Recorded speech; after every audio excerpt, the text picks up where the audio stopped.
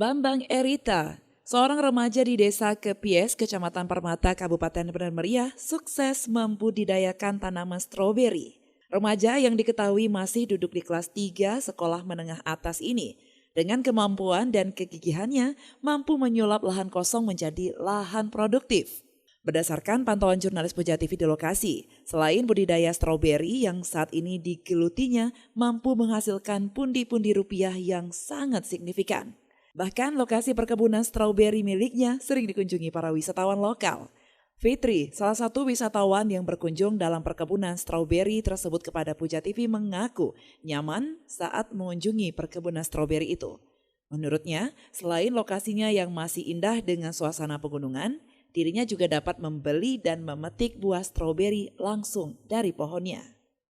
Di sini kan pemandangannya tuh suasananya tuh identik dengan pegunungan dan di sini tuh cuacanya memang betul-betul kayak gunung gitu. Jadi kalau misalnya kita ke sini tuh nyaman. Selain kami bisa berfoto-foto di sini, nah kami juga bisa memetik buahnya langsung dari pohonnya. Tiket masuknya itu per orangnya 10.000. Nah, di sini juga kita bisa beli buahnya per kilogram. Nah, per kilogramnya itu 80.000. Perlu diketahui, dengan luasan lahan 5.000 meter, Bambang Erita dapat memanen buah mencapai 50 hingga 100 kilogram dalam sekali panen. Sedangkan waktu jarak panen juga tergolong relatif cukup singkat, 2 hingga 3 hari sekali panen. Sementara buah stroberi juga dijual dengan harga Rp80.000 per kilogramnya.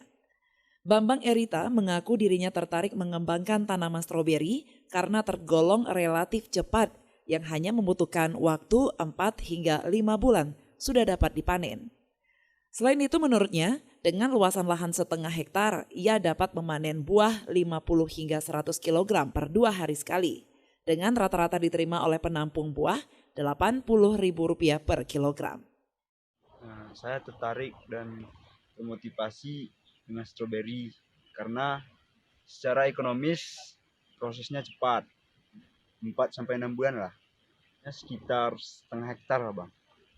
50 sampai 100 kilo, Bang. Dengan harga rata-rata? Dengan harga rata-rata 80.000, Bang.